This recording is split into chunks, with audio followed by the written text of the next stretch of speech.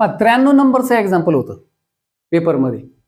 नमिताने गृह उद्योगासाठी दशादशे 7.5 दराने, दशादशे शब्द आला का दर समजून घ्यायचा. उदाहरणामध्ये बँकेकडून 1.5 लाख रुपयांचे कर्ज, 1.5 लाख रुपयांचं कर्ज घेतले. कर्ज घेणे किंवा कर्ज देणे कोणतीही बाब असू द्या किंवा डिपॉझिट वगैरे असेल तर ह्या सगळ्या गोष्टी प्रिन्सिपल मध्ये येतात, मुद्दलीमध्ये येतात सरळ व्याज काढताना. म्हणजे आपल्याला मुद्दल दिली 1.5 लाख रुपये 8 वर्षांसाठी. वर्ष म्हटलं का टाइम, वेळ येते लक्षामध्ये. तर 8 काय वेळ आहे, मुदत आहे आपली.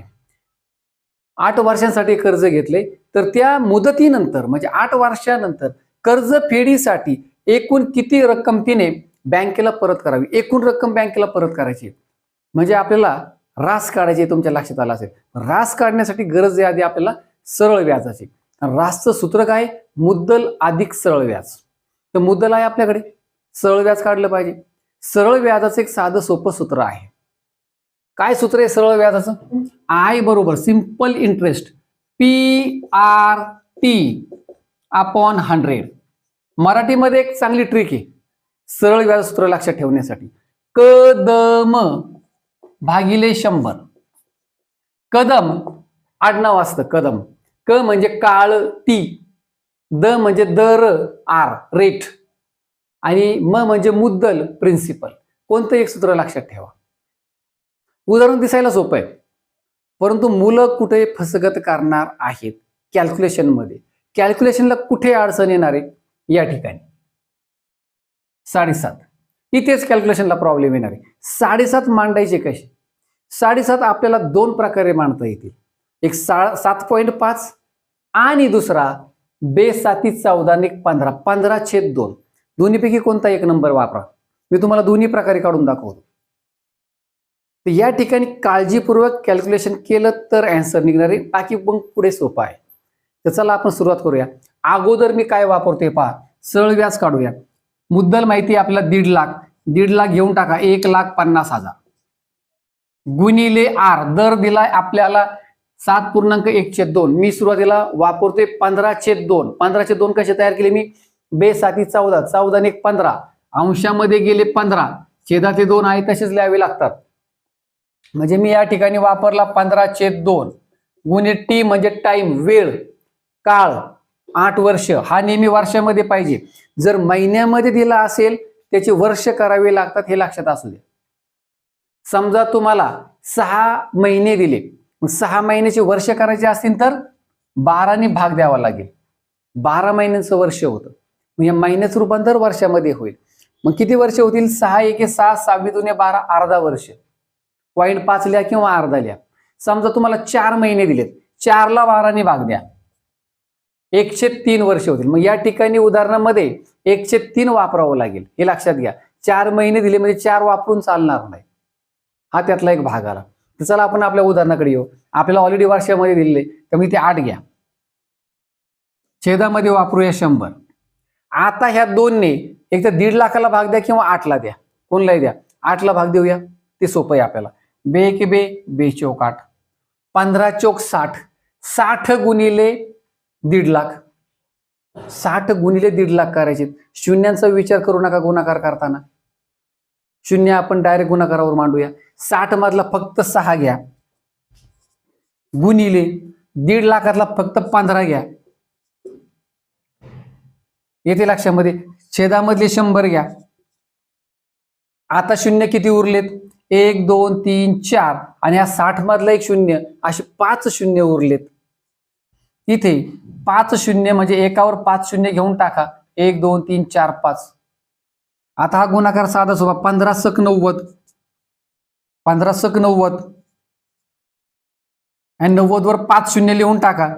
1 2 3 4 5. खाली आली 100. 100चे 2 शून्य कॅन्सल करा. उत्तर काय आलं पहा? 90,000. हे 90,000 आलं सरळ व्याज, हे लक्षात घ्या. आता मी तुम्हाला 15चे 2 च्या ऐवजी 7.5 घेऊन सोडून दाखवतो. 90,000च व्याज येईल. कॅल्क्युलेशन करण्याची मेथड थोडीशी चेंज होते. तर चला मी इकडच्या साईडला तुम्हाला मी काढून दाखवतो. आय बरोबर पी गुणिले आर गुणिले टी छेद 100, पी बरोबर 1.5 लाख, 1,50,000.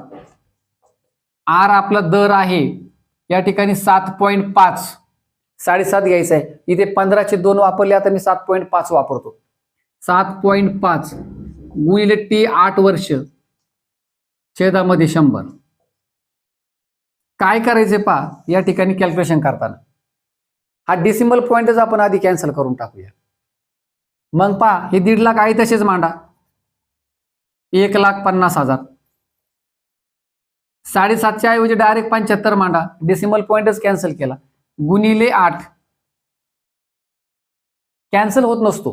काय झाले पहा, दशांश चिन्ह 5च्या अलीकडे त्याला एक घर फक्त उजवीकडे नेले, म्हणजे तो 75च्या पुढे आला, इथे आलाय. तो आहे प्रत्येक संख्येला दशांश चिन्ह असतं पण आपण देत नाही, ते शेवटी असतं. तसं इथं येते पहा 5च्या पुढे, म्हणजे एक घर उजवीकडे गेले.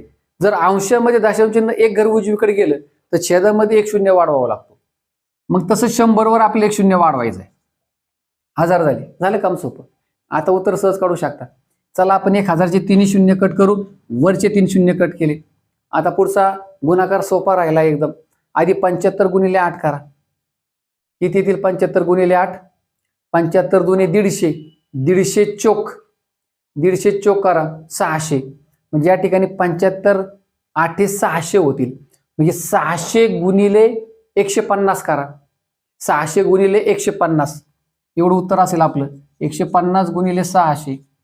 पहा फक्त 15 आणि 6चा गुणाकार करा, 15 सक 90 आणि 1 2 3 शून्य आहे तसेच ठेवून द्या. पहा 90,000 उत्तर आलं, इकडेही 90,000 उत्तर आलं. हे झालं आपलं फक्त सरळ व्यास. आपल्याला एकूण रक्कम काढायची, त्याला रास म्हणतात. रास बरोबर माहिती आहे आपल्याला पी प्लस आय, मुद्दल अधिक सरळ व्याज. मुद्दल आहे 1.5 लाख, त्याच्यामध्ये फक्त 90,000 मिळवायचे, काम झालं 2,40,000. मग आता इतका वेळ द्यायचा आहे का परीक्षेला आपल्याला हे उदाहरण सोडवताना? पहा इथे 1.5 लाख, मी एवढं उदाहरण फायनल करतो. 1.5 लाख अधिक हे 90,000 बरोबर 2,40,000 रुपये.